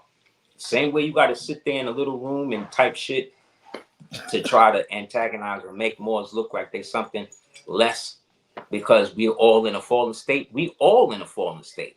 Mm-hmm. You're actually worse because you're trying to look at Moors as if to say, ha ha, that lets me know you descend from the people that I'm talking about that helped put us out of position. So what the hell do I care what you feel anyway? I mean, because even China Japan had those dynasties where they had those beautiful buildings and all this, and had the samurais and all this stuff, and was able to make swords and split something in half and all of the And crazy they stuff. own people was the one that brought them down. Just They like had a downfall. Japan had a just like downfall. us. All these Rome, Egypt. I mean, why ain't the Egyptians still popping if that they so bad and big and bad? Every nation that has ever existed has fallen to its own people. Nations that have been invaded, they usually rally and bring back their country if their countrymen really want it like that. But once the empire is broken from within by jealousy, infighting, pettiness, like what was just displayed here, Yeah, the you can't scam get is it the back in that way. creation of a narrative that they are more important than they really are. Yeah, Why would someone not want to feel important? Why would someone not? exactly. That's crazy. Exactly. If it wasn't for Moors, you wouldn't even be able to write. Everything that you have came from these people that you're trying to shit on as if they're different somehow from you, when these are your fucking people. But again, maybe they're not. Maybe you are from one of these sub-Saharan African groups that decided to war against the people and all of that. I don't know. I don't care. What I do know is that anybody that doesn't feel that they should be important or is important or doesn't want to see the beauty in themselves or their culture is maladapted and retarded. So that's what this person sounds like. Somebody who has deep self-respect issues and is then trying to superimpose that on people that don't, or that people who actually identify with something that they don't. Either way, it's irrelevant because I've been like this. And my peoples are still here. Regardless to all of the hate and all of that, we still here. And the fact that we get that much hate let me know that we onto it. Because nobody else received the level of disconformity with lack of information than the Moors. People will entertain the Hebrews and the Muslims and all of these other people. And I've seen it, but I know what it is. So I've learned not to take it personal or even look at it. I actually pity people like that. I actually give them my pity because benevolence in the presence of ignorance is the only thing that's going to allow our people to rise from a situation of self-imprisonment and self-degradation. Like, I'm not out here trying to convince anybody to be Moors. If you notice, Right. anything that you watch, I've never, and I've been on this thing for, like I said, 2 hours. Then I was doing this before this person probably was even born. So what No, I'm he's saying older. is, Scam Chan is I've never. he's my atheist audience member that everybody I get up here. Atheist. Oh Every my God. everybody that Atheist. comes, he got to give it to them and tell them that they full of it. And, No, you it's know, good. It's part of the show. I get it. It's part of the show. I get it. But what I'm well, saying no, is, it's not part of the show. It's just an audience member that well, that he he's. think it is. He think it is.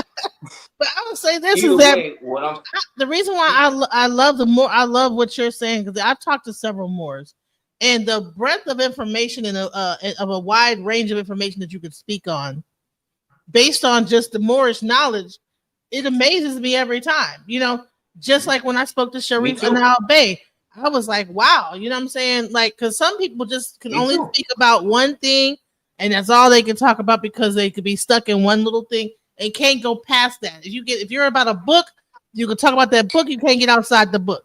There's nothing else that happens that exists outside this you gotta one know book. how to integrate. But And a lot I of it think the comes through Moors are releasing able your to go ego. so much further and so much deeper into something.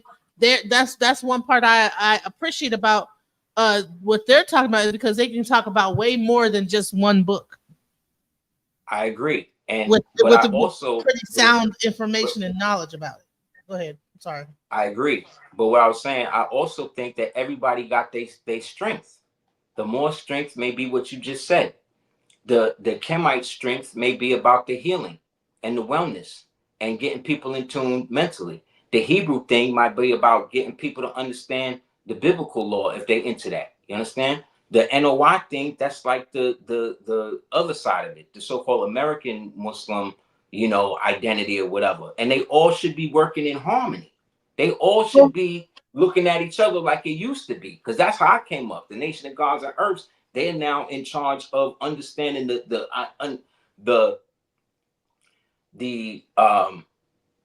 self-identifying as God, a supreme being, right? Mm-hmm. As a supreme being, with the understanding that the collective is also a part of that. So just because you God don't mean you get the right to go over here and do such and such and such. Being God means that you don't do such and such and such. You understand what I'm saying? Like every group, indigenous American group that has come, even the Panthers, even the whoever, right? Mm-hmm. Each one has something to contribute to the whole to get us all out of it. But what do these niggas want to do? They want to say, oh, well, the Moors ain't all that.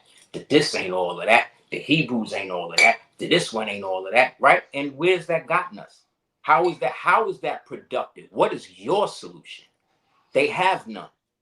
But I'm telling you, there's a way where you can benefit off of the stuff that was left for you today. But at the same time, I'm not trying to convert nobody to become a Moor. And I would say this. I would say this too, is that each group has something for it. If it resonates with you, but if you don't fall for something, if you don't stand for something, you fall for anything. You know what I'm saying? Yeah. And so all these things are trying to do something in a different way. You know, you don't go ahead. Go ahead. No, I'm not. They're all trying to enlighten people and bring them out of darkness in its own different way. Yes. You know? Yes. Everybody's striving to do, or should be striving to do that. And the ones who you find out are trying to use it to do something else, they always get exposed. But that don't mean that the grassroots people who really believe and want to know are on that. So we have to not always throw the baby out with the bathwater. Just because you had a bad experience with a Hebrew don't mean all people who subscribe to that is evil or this or that. Now, if it becomes a trend where you start seeing a perpetual idea of that, then that's a problem. But until then, you are now creating a prejudice and another wedge between you and somebody who you might be able to create a solution with. But because y'all niggas is intellectually and spiritual set tripping, they act like these groups is like gangs. You understand? And just because you may be a part of a group or subscribe to it, don't mean that you down with every bad thing that group has already done or has done in the past. That don't mean that you are that. It just I want to do this just because I I apologize for reading off his comments and taking us off because you're really breaking it down about even what's happening currently and current events and how a Moorish science is even able to break that down, how all this stuff is connected to other things. I don't want to take you off of your square and get Oh, you because no, that's I didn't feel like that. we were in a good space and people are learning about what's even because people might be afraid about what's happening. Yeah, China is getting tariffs going on. You know, you got Elon Musk. The jobs are getting taken away from certain people. You got the Doge thing. You have people getting sent away. Like what? And they don't know what the future holds. The money is about to go to another standard, or I something's told about you. to happen. You That's know. what I said. They keep using, everybody hate them more, but they using Moorish law. What you think tariffs is? Tariff was a person, was a Moorish male, a general who Mm, created a trade route. His name was Tarifa ibn Al, right? He created the trade route system of the tariff system that this dude is using today to bring $2 billion in since it started. But they're not telling you that because these communists who want you to identify with China, of all people, they want you to identify with them to the point so that way you don't see what is happening. This dude just signed a law that says any law that goes against the actual real constitution, not the Constitution of the United States, but the Constitution for the United States for America, any law against that is illegal. You know what that means? Gotcha. You know what what does that that mean? means? Mm-hmm. That means that all of the laws that they created under statutory systems are now illegal. That means stop and frisk. That means all of the stuff that they catch up black people with, that's no longer lawful, which means you have a federal case against them off top. That means that he is scaling down the bureaucratic Democrat KKK government that they installed on you niggas since the Act of 1871. That Mm, created this fictitious fake these United States, which has nothing to do with America, but everything to do with the Vatican, uh, Downing Street in London and Washington, D.C., that are now all getting shut down. It's all getting shut down. Everything that's been set up to siphon from you is now being shut down. But because it got the face of a white man that they got you Negroes scared to look at, right? Even though they made you love him up until the point they couldn't control him. Now he's the bad guy. But I'm cool with it. Anything that brings down your enemy is supposed to benefit you, right? So why are you niggas mad? I thought y'all wanted the fall of America. I thought y'all wanted to be free of taxes and all this. I thought this is what y'all wanted. No, y'all don't. Y'all want to do whatever y'all want to do to keep y'all in the state that you in because you're used to the illusion and you like it. You've grown to like the abuse, and that's okay. But we at a stage now where you gotta let it go, and you gotta accept the fact that this is what you wanted. So don't beef about it. And if anybody is coming at you, the louder they are about how China is so much better and all of that, yet still, the niggas ain't over there talking about it though. They over here living. Cause you could talk against, you could talk for communism in a capitalist society, but you cannot talk about capitalism in a communist society. It's two mm, different things. Two right. different things.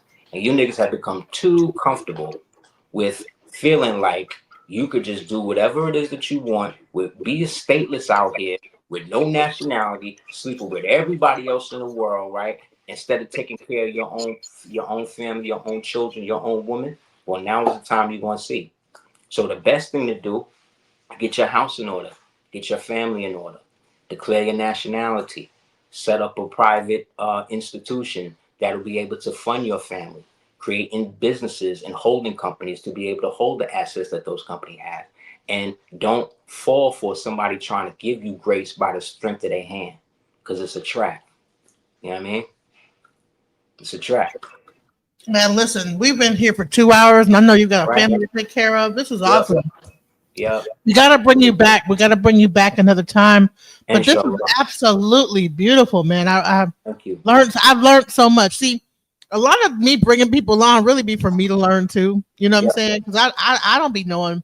Hmm. I really didn't know all this. So I learned. So now I leave knowing a little bit more today than I knew yesterday. So Islam, indeed. So what I'm gonna do also when we get off, I'm gonna text you a book list, and then okay. people can go on and they can research, and all the haters can go and read what the white man say about what I'm saying, and then maybe they'll believe it.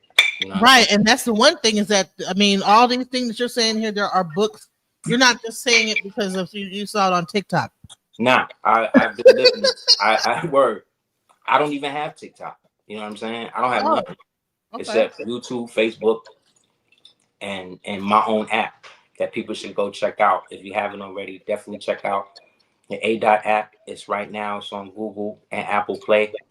I upload pretty often, and there's all types of stuff on there pertaining to everything that I'm talking about. So that way you could always smack people in the head with knowledge on spot if they start talking against whatever. It's called A Um, dot. How do you spell it? yeah, A. capital A, capital D, capital O, capital T. ADOT app on Google Play or Apple Store. You could also check out you could also check my hub out on www.aseertheducateers.com.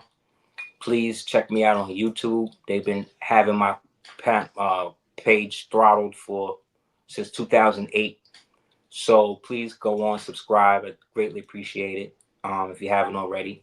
Also, please check out www.cordobaorganics.com. That's my wife's skincare line, the only all 100% natural Moorish line dedicated to getting our people's physiology right and hair and everything right, olfactory correct. You know what I mean?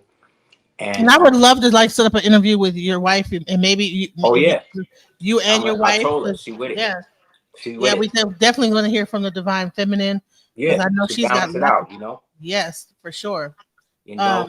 Am I spelling this right? Cordoba Yep. organic. Yes. Yes. Like Cordoba, the Moors in Cordoba. You know, she being a direct descendant of one of the founders or the founder of the library that was at Cordoba. So we Oh, okay. definitely we in this for real. And some of us have really lived this and strive to maintain the principles as much as possible. So as much bullshit that you see happening out there with Moors, not all Moors is with that. There's more Moors on the positive tip than on the opposite. It's just that this algorithm will fool you into making you believe that it's more negative than the opposite when it's really the reverse. There's more positive individual, positive energy on earth than ever before. It's just now they want you to focus on the opposite to make you believe that it's not. So that opens it up. So that way those intelligences I told you can come through and then make that shit happen. So regardless of how many movies they show you about the end of the world, no matter how many movies they show you about black men and black women can't be together, if you don't believe it and bring that in your life, it will not manifest. Ashe. Everything is a manifestation of you and what you want to see happen. So you either believe in it or you know it. But just know whatever you do not believe. Because once you believe something, you already know it. So pick which one you're going to be. And let's take the Aquarian age by storm, man. We all we got. Ashe. Oh, listen, I really want to find the time to bring you back on Let's do because it. I want to get into some of these other things when it's coming to these race things and race issues that are happening. Mm-hmm. Seem like they're trying to gear up for something with that whole thing. Yeah, that's the Democrats. They trying to rile the Negroes up. You know Right, what I mean? and They not the to workers. fall for it. So I want to definitely really get into that information as well. So, and I'm glad you mentioned the relationships. Talk about this red pill thing. Why is it that they're trying to attack the relationship between the Because black man and black we're the woman? world's last hope. Because we're the original blueprint. Like I said, everybody come from us. They can't trace us to nobody else but us. So now that we know that, we got to be that. And regards to what you see and what you hear, that the numbers don't lie. More so-called original men, they marry original women more than any other race. So Mhm. get it out of your mind. Get rid of all of the Hollywood shit they keep showing you every day. in real life, our people are still getting together despite all of this toxicity. So that says that we still got love for each other. And the only way we're going to preserve that is by putting everybody else on hold and getting our shit together, however that is. Whether you are more or not, I don't care. If you about upward mobility, I'm with you. You know what I mean? So Thank you let's so do it. much. Wow. Right. This was great, you guys. Shouts out. Please check his app out. It's called ADOT on the Google App Store. Yeah. Check out the Aseer, the Duke of Tears, and Indeed. Cordoba Organics. And much love and peace. Alchemize your energy. Darling, let your spirit be free. Don't give up. Keep on pushing through. Now is the time. It's all up to you. Alchemize your energy. My friend, let your spirit be free. Don't give up, keep on pushing through. Now is the time, it's all up to you.